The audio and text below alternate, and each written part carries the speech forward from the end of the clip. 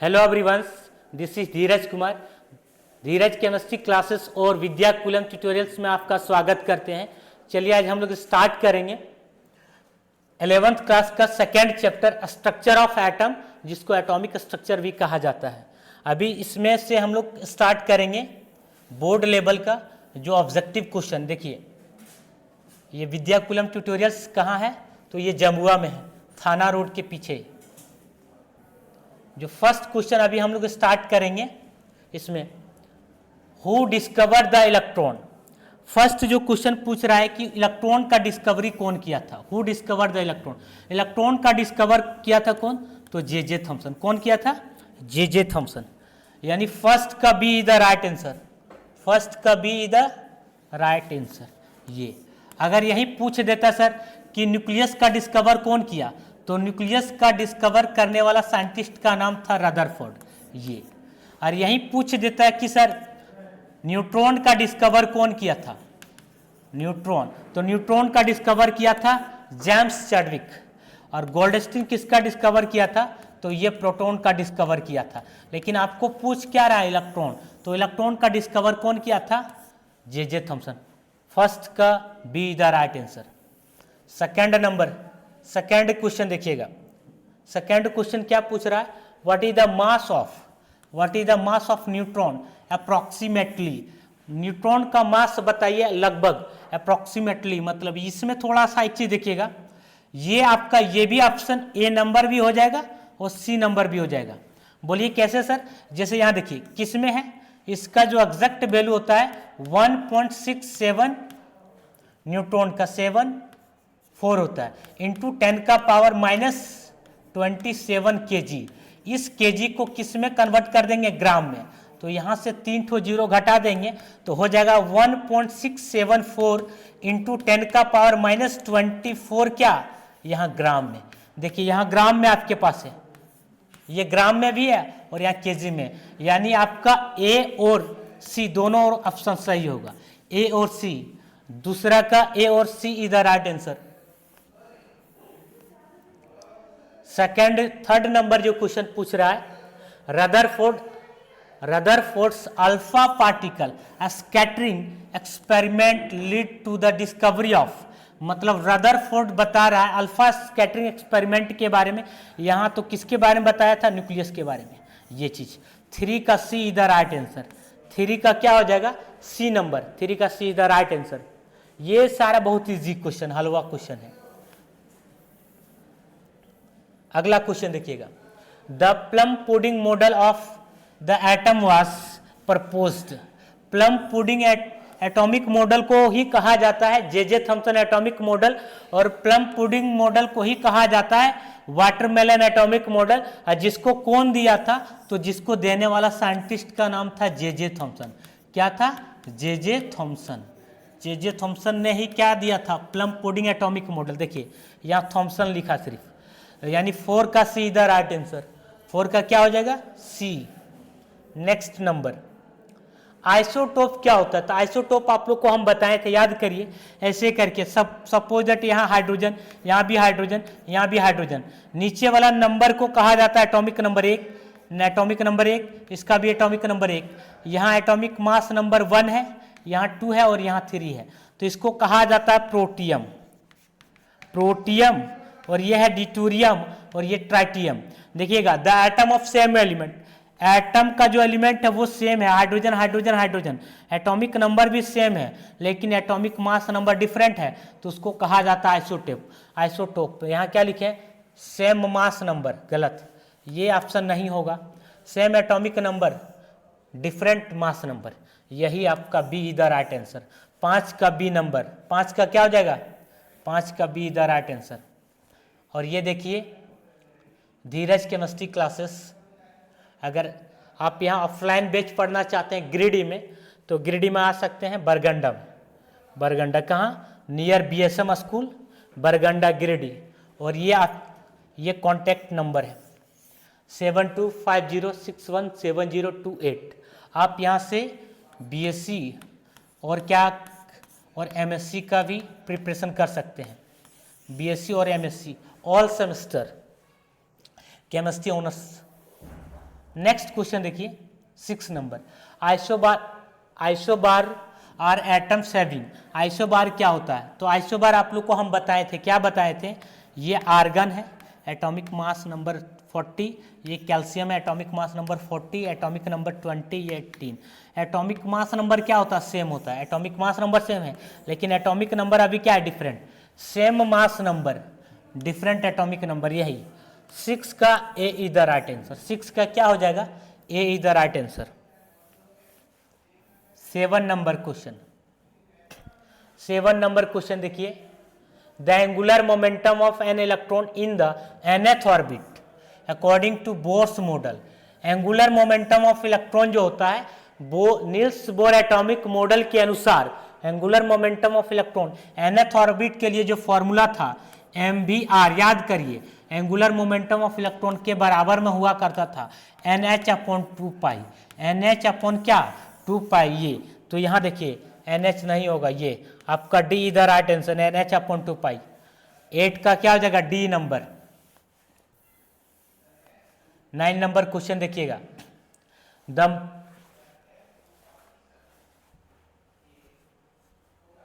The Balmer series in the hydrogen spectrum. Balmer series पूछ रहा है, लाइमन सीरीज नहीं। आप लोग को हम बताए थे जब हाइड्रोजन स्पेक्ट्रम, तो हाइड्रोजन स्पेक्ट्रम में 6 साइंटिस्ट, अलग अलग साइंटिस्ट आया था। कौन कौन? याद करिए, हाइड्रोजन के स्पेक्ट्रम को एक्सप्लेन करने वाला पहला जो साइंटिस्ट था लाइमन। कौन था? लाइमन। थोड़ा सा ये मोटा हो गया है, कम कर लेते हैं range. Lyman series, Lyman series. दूसरा बाल्मर सीरीज, बाल्मर सीरीज। तीसरा पासन सीरीज, पासन सीरीज। और 4th number bracket series, bracket series. 5th number Pfund series, Pfund series. और 6th number Humphrey series, Humphrey series, series. ये चीज अब समझिए, Lyman series में electron jump करता था हायर ऑर्बिट से कहां? फर्स्ट ऑर्बिट में। और बाल्मर सीरीज में इलेक्ट्रॉन जंप करता था हायर ऑर्बिट से कहां? सेकेंड ऑर्बिट में। और पाइसन सीरीज में इलेक्ट्रॉन जंप करता था कहां? हायर से कहां? थर्ड ऑर्बिट में। इसमें इलेक्ट्रॉन जंप करता था ब्रैकेट सीरीज में हायर ऑर्बिट से कहां? Fourth orbit. और यहां इलेक्ट्रॉन जंप करता था हायर ऑर्बिट से कहां? फिफ्थ। इसमें देखिएगा, हम्फरी सीरीज में इलेक्ट्रॉन जंप करता था हायर से कहां? सिक्स्थ में। अब एक चीज देखिएगा, रेडिएशन ऑफ वेवलेंथ। तो लाइमन सीरीज के लिए हुआ करता था अल्ट्रावायलेट, अल्ट्रावायलेट जिसको यूवी भी बोलते हैं, अल्ट्रावायलेट। और बाल्मर सीरीज के लिए क्या हुआ करता था? रेडिएशन ऑफ वेवलेंथ, तो विजिबल। क्या हुआ करता था? विजिबल। सर पाइसन सीरीज के लिए इंफ्रारेड, बाकी सारा इंफ्रारेड है। तो बाबू यहां पूछ रहा बाल्मर सीरीज। बाल्मर सीरीज के लिए इन the hydrogen spectrum corresponds to transition from higher orbit to the higher orbit से कहाँ आएगा? देखिए लाइमन बाल्मर सीरीज में हायर से कहाँ आएगा? सेकंड में, n बराबर 2। B the right answer. 9 का बी नंबर। अभी यहाँ से देखिएगा बहुत सारा क्वेश्चन आपको पकड़ में आ जाएगा। लाइमन सीरीज का रेडिएशन ऑफ वेवलेंथ क्या हुआ करता था? Ultraviolet radiation. बाल्मर सीरीज का विजिबल। बाकी सारे के सारे क्या हो जाएगा? इंफ्रारेड। किसी में infrared, medium infrared, far infrared, near, ऐसे करके।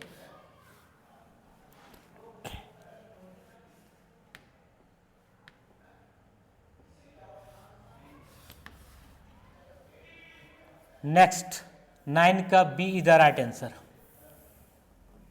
अगला क्वेश्चन देखो, the Lyman series in the hydrogen spectrum lie in which region. कौन सा रीजन में लाई कर रहा? कौन सा? लाइमन सीरीज जो है, लाइमन सीरीज कौन सा इसमें लाई कर रहा है? तो देखो, तो ये अल्ट्रावायलेट रेडिएशन में लाई करता है। कौन किस में? अल्ट्रावायलेट। 10 का सी इधर राइट आंसर, 10 का सी इधर राइट आंसर हो जाएगा, 10 का सी नंबर। अगला क्वेश्चन देखो, the dual nature of matter, particle and wave was proposed.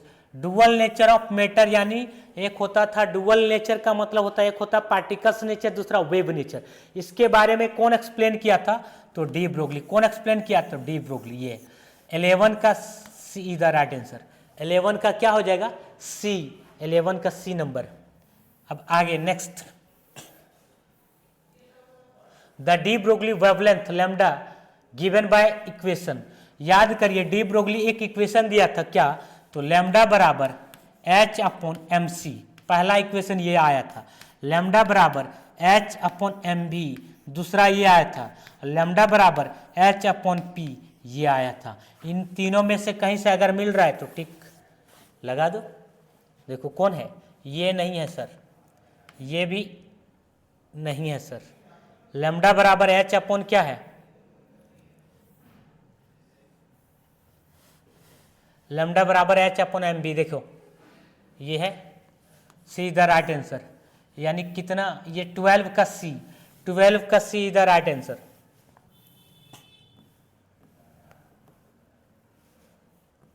Next question देखो, the quantum number which specify the size and energy of the orbit. कौन सा क्वांटम नंबर जो स्पेसिफाई करता है किसके बारे में? साइज के बारे में, एनर्जी के बारे में और रेडियस के बारे में। तो वो सब सारे के सारे होता है आपका कौन सा? Principal quantum number. और प्रिंसिपल क्वांटम नंबर को एन से रिप्रेजेंट करते हैं। इसको कौन एक्सप्लेन किया था? तो नील्स बोर। नील्स बोर ने प्रिंसिपल क्वांटम नंबर को दिया था। और प्रिंसिपल क्वांटम नंबर में क्या क्या आ सकता है? प्रिंसिपल क्वांटम नंबर कभी भी जीरो नहीं हो सकता है, कभी भी नेगेटिव नहीं हो सकता है, कभी भी फ्रैक्शन नहीं हो सकता है। और ये किसके बारे में एक्सप्लेन करता है? तो कंप्लीट इंफॉर्मेशन बताता है सेल के बारे में, कंप्लीट इंफॉर्मेशन बताता है एनर्जी के बारे में, कंप्लीट इंफॉर्मेशन बताता है साइज के बारे में। यानी 14 का A is the right answer.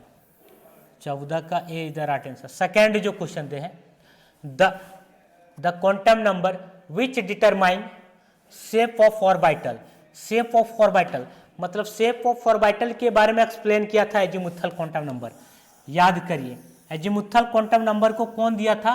तो समरफील्ड नाम का एक साइंटिस्ट ने दिया था, समरफील्ड।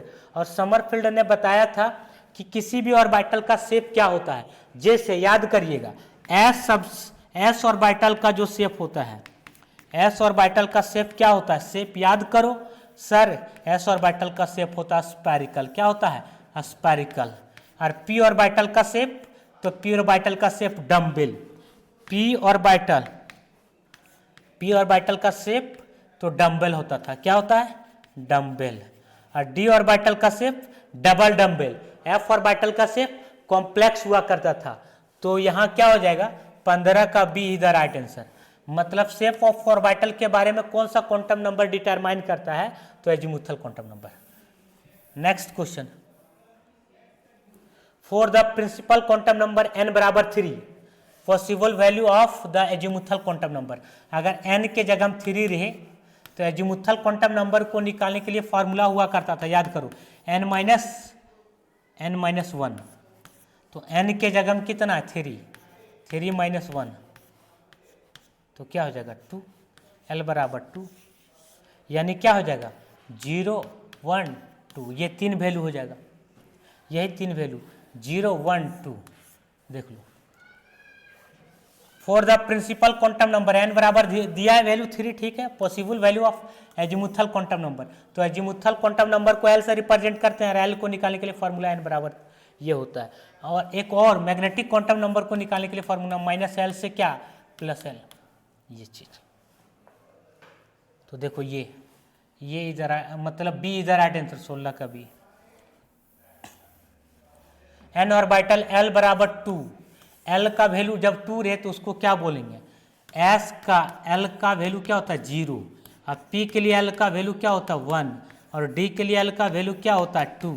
और f के लिए l का वैल्यू क्या होता है? 3। इसका shape spherical, dumbbell, double dumbbell, complex. तो l का वैल्यू जब कितना हो? l का वैल्यू 2 हो, l का वैल्यू 2 हो तो d ऑर्बिटल हो जाएगा। d ऑर्बिटल क्या हो जाएगा? d। 17 का C the right answer. Next question देखिए, the magnetic quantum number m specify the ये किसके बारे में एक्सप्लेन करता है? देखिए, orientation of the orbital, orbital के ओरिएंटेशन के बारे में एक्सप्लेन करता कौन? Magnetic quantum number. Magnetic quantum number को कौन दिया था? तो गाउड स्मिथ, नहीं सॉरी, इसको लिंडे नाम का साइंटिस्ट ने एक्सप्लेन किया था। लिंडे और कौन? Zeeman effect. याद करिए, जीमन और लिंडे नाम का साइंटिस्ट ने मैग्नेटिक क्वांटम नंबर को एक्सप्लेन किया था, और ये बताता है किसके बारे में? ओरिएंटेशन ऑफ ऑर्बिटल के बारे में। यानी 18 का C is the right answer. Next 19 number question, what is the maximum number of electron that can accommodate in the M shell? M shell में मैक्सिमम कितना इलेक्ट्रॉन हो सकता है? तो याद करिए के में 2, और मैक्सिमम नंबर को इलेक्ट्रॉन को निकालने के लिए फॉर्मूला होता है n बराबर 3 दिया है, तो n बराबर 3, तो 2n स्क्वायर फॉर्मूला था, 2 × 3 का स्क्वायर, 3 का स्क्वायर 9, 9 दूना कितना? 18। डायरेक्ट लिख सकते हैं मैं कितना? 18। याद करो के एल एम और क्या n, इसमें 2 इलेक्ट्रॉन, इसमें 8, इसमें 18, इसमें कितना? 32, तो m में क्या हो जाएगा? 18। सी द राइट आंसर। 19 का सी, 19 का C the right answer. 20 number question देखिए, the maximum number of electron in subshell is given by formula. Maximum number of electron को निकालने के लिए किस में? सबसेल में। सबसेल में मैक्सिमम नंबर ऑफ इलेक्ट्रॉन को निकालने के लिए जो फॉर्मूला हुआ करता है, याद करिए 2 × 2l + 1। इसी फॉर्मूला को आगे और एक्सपेंड कर सकते हैं। कैसे? तो देखो 2 दूना 4, 4l + 2, ये फॉर्मूला से भी बोल सकते हैं आप maximum number of electron subshell में निकालने के लिए ये दोनों फॉर्मूला हो जाते हैं। जबकि सेल में मैक्सिमम नंबर ऑफ इलेक्ट्रॉन को निकालने के लिए फॉर्मूला क्या होता है? 2n² होता है। यानी आप बोल सकते हैं 20 का क्या? 20 का B the right answer. Next question, which of the following set of quantum number is not possible? इसमें पूछ रहा है कि इनमें से कौन सा सेट जो है क्वांटम नंबर का पॉसिबल नहीं हो सकता है। तो इसमें कौन सा नहीं हो सकता? ये आपका हो जाएगा, ये भी हो जाएगा, ये कभी नहीं होगा। एल का वैल्यू अगर 1 रहे, एन का वैल्यू 1, तो ये नहीं होता। यानी आपका डायरेक्ट आंसर बोल सकते हैं, ये भी अप्लाई करेगा। यानी 21 का सी द राइट आंसर। 21 का क्या हो जाएगा? C the right answer. The shape of an S orbital, S orbital का जो शेप होता है कैसा होता है? स्फेरिकल। अभी तुरंत बताएं, एस ऑर्बिटल का शेप कैसा होता है? स्फेरिकल होता है। थोड़ा सा और 22 का सी द राइट आंसर। ज़्यादा क्वेश्चन नहीं है, 40-40 क्वेश्चन है। आप लोग इसको रिवाइज कर लोगे, जितना अच्छा से रिवाइज करोगे उतना ज़्यादा ठीक रहेगा, क्योंकि एग्जाम बहुत नज़दीक आने वाला है। Shape of P orbital, Babu P orbital का शेप होता है डम्बेल। पी ऑर्बिटल का शेप क्या होता है? डम्बेल। और ये स्पाइरिकल किसका होता है? एस ऑर्बिटल का। और डबल डम्बेल किसका होता है? डी ऑर्बिटल का। और कोवर लीफ या कॉम्प्लेक्स इसका होता है एफ ऑर्बिटल का। तो आपका 23 का बी द राइट आंसर। 23 का बी द राइट आंसर। अब देखिए नेक्स्ट, ए नोड और nodal surface is a region where the probability of finding an electron is क्या? 0। क्या बोल रहा है? एक नोडल सरफेस में इलेक्ट्रॉन की पाए जाने की संभावना ज्यादा होती है क्या, या क्या होती है? तो वहां नोडल सरफेस पे इलेक्ट्रॉन को पाए जाने की संभावना 0 होती है। कितना होती है? 0। एक भी इलेक्ट्रॉन नहीं पाया जाएगा। कहाँ? नोडल सरफेस पे। नोडल सरफेस पे इलेक्ट्रॉन नहीं पाया जाता। 24 का सी द राइट आंसर। 24 का क्या हो जाएगा? सी। अगला question, how many nodal planes are present P X orbital? P X orbital के लिए नोडल प्लेन क्या होता है? पी एक्स ऑर्बिटल के लिए एल का वैल्यू, पी के लिए एल का वैल्यू कितना हुआ करता था? 1। याद करिए, अभी हम बताए हैं बाबू कि एस के लिए एल का वैल्यू 0, और पी के लिए वैल्यू एल का वैल्यू क्या होता है? 1, और डी के लिए एल का वैल्यू क्या होता है? 2, और एफ के लिए एल का वैल्यू क्या होता है? 3। तो यहाँ पूछ रहा है how many nodals plane are present in P X. P X पूछ दिया, तो पी एल का वैल्यू कितना? 1। यानी 25 का बी द राइट आंसर। 25 का B the right answer.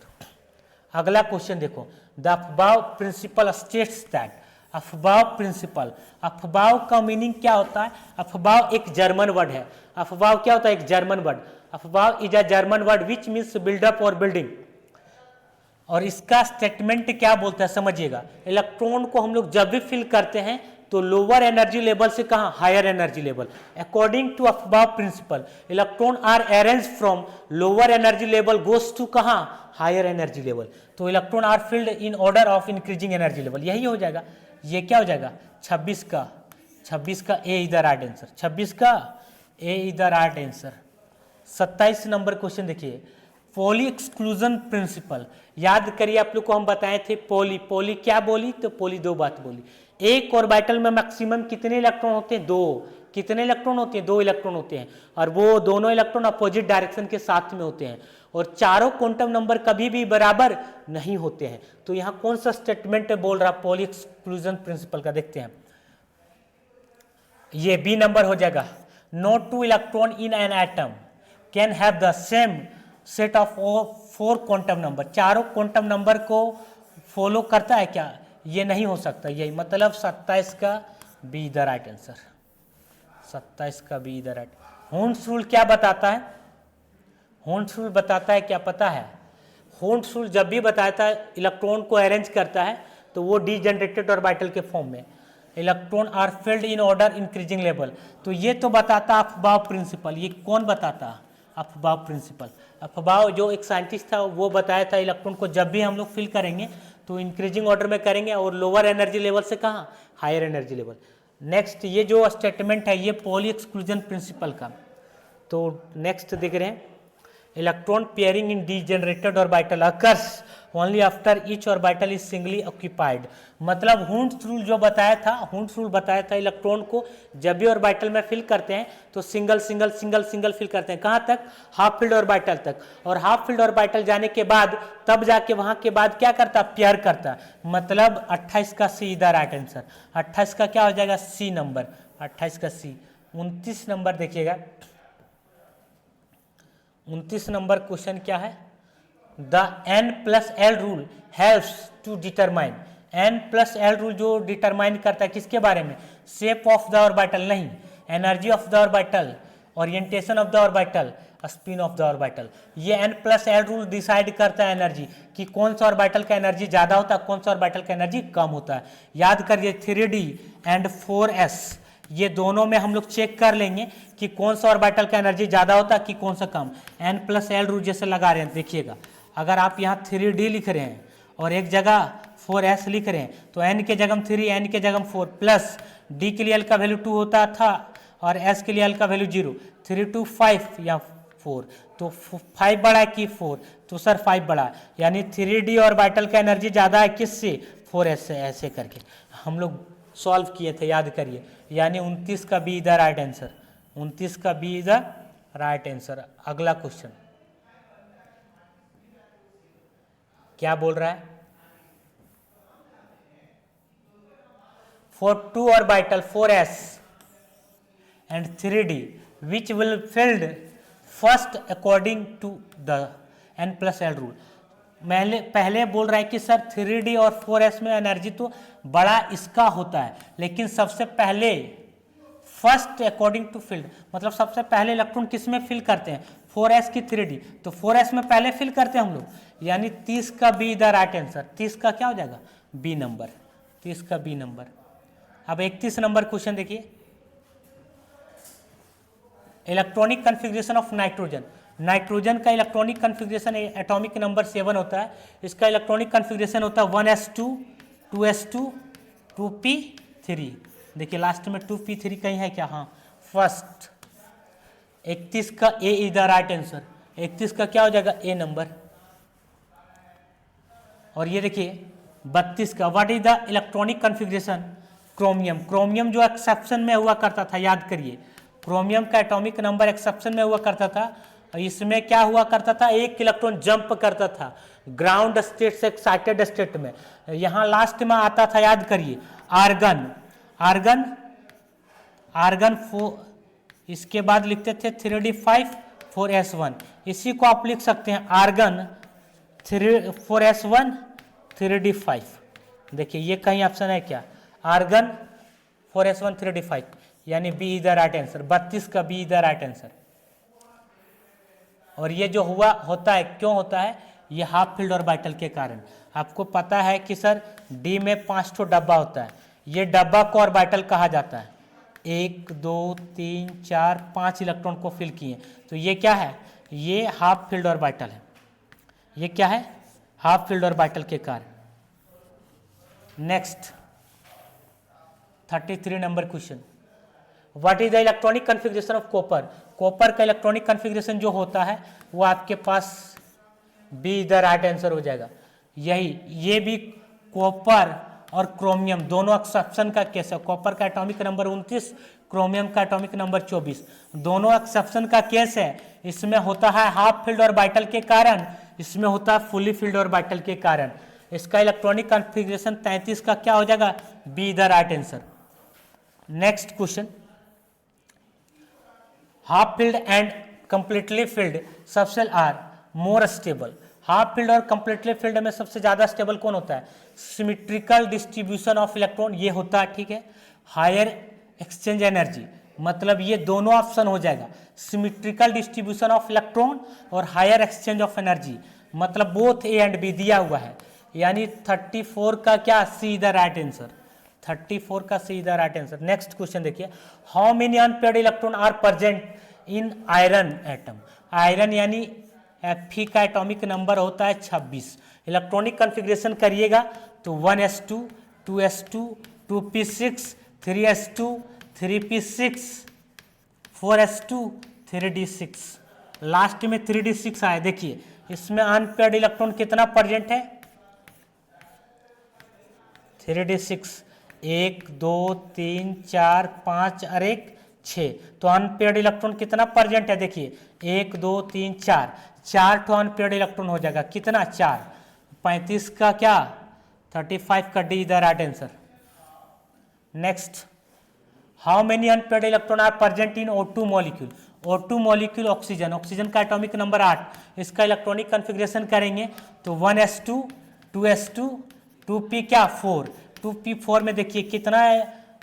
2p4, 4 electron, 1 2 3 और 1 4, तो नंबर ऑफ अनपेयर्ड इलेक्ट्रॉन कितना बच रहा है? 2। कितना हो जाएगा? 2। 36 का C the right answer. 37 number question देखिएगा, the number of radial nodes. Radial nodes को निकालने के लिए फॉर्मूला आता है 3p। रेडियल नोट्स को निकालने के लिए क्या फॉर्मूला होता है? n-l-1। तो 3p के लिए 3, अब l के लिए वैल्यू होता है 1 - 1, यानी 3 - 1 - 1 यानी 1 हो जाएगा। ये 37 का बी इधर राइट आंसर। कैसे? इसको रेडियल नोट्स को निकालने के लिए फॉर्मूला होता है रेडियल नोट्स। रेडियल नोट्स को निकालने के लिए फॉर्मूला आता है n-l-1। अब ये s के लिए l का वैल्यू क्या हुआ करता था? 0, और p के लिए l का वैल्यू क्या? 1, और d के लिए l का वैल्यू 2, और f के लिए l का वैल्यू क्या? 3। तो यहाँ देखिए कौन से p के लिए l का वैल्यू 1, p के लिए l का वैल्यू 1, तो ये 1 हो जाएगा। 37 का बी इधर राइट आंसर। 37 का बी इधर राइट आंसर। 38 नंबर, अब यहाँ पूछ रहा है the number of angular note. Angular notes को याद करने का तरीका सबसे अच्छा, एस के लिए एल का वैल्यू कितना? 0, पी के लिए एल का वैल्यू क्या? 1, और डी के लिए एल का वैल्यू क्या? 2, और एफ के लिए एल का वैल्यू क्या? 3। ये याद रखो, मतलब एंगुलर नोट्स याद हो गया। ये इसको याद रखिएगा तो बोलेंगे कि सर एस ऑर्बिटल के लिए एंगुलर नोट्स का वैल्यू कितना होता है, या 4s ऑर्बिटल के लिए एंगुलर नोट्स का वैल्यू कितना होता है। जैसे 4s बोलेंगे तो s के लिए l का वैल्यू कितना? 0, तो 4s ऑर्बिटल के लिए एंगुलर नोट्स का वैल्यू क्या हो जाएगा? 0। अब यहाँ किसके लिए पूछ रहा है? d ऑर्बिटल के लिए, तो d ऑर्बिटल के लिए एंगुलर नोट्स का वैल्यू कितना होता है? 2, यहाँ 2। 38 का सी इधर राइट आंसर। 38 का क्या हो जाएगा? C number. अब 39 39 का देखते हैं, which orbital shape is describe as double dumbbell. कौन सा ऑर्बिटल का जो शेप होता है डिस्क्राइब करता है डबल डम्बल? तो याद करिए, एस ऑर्बिटल का शेप होता है स्फेरिकल, एस का क्या होता है? स्फेरिकल, और पी का क्या होता है? डम्बल। अब पी का डम्बल, और डी का क्या होता है? Double dumbbell. डी ऑर्बिटल का होता है डबल डम्बल। देखिए 39 का क्या हो जाएगा? C the right answer. 39 का सी द राइट आंसर। अब 40 नंबर क्वेश्चन देखिए। अब यहाँ पूछ रहा which element has the electronic configuration, इनमें से कौन सा इलेक्ट्रॉनिक कन्फिग्रेशन है, काउंट करिए ना यहीं से। एटॉमिक नंबर सोडियम का कितना होता है 11, इसका मैग्नीशियम का कितना होता है 12, और एल्युमिनियम का एटॉमिक नंबर 13, और सिलिकॉन का एटॉमिक नंबर 14। यहीं से आप ऊपर से काउंट करिए, 2 और 2 4, 4 और 6 10, 10 2 12, 12 और 1 13, 13 किसका आ रहा है एल्युमिनियम का, एल्युमिनियम का टिक करो। यानी 40 का क्या हो जाएगा सी द राइट आंसर। ये देखिए, चलिए आज यहीं तक, फिर नेक्स्ट क्लास पढ़ते हैं। ठीक है, थैंक यू।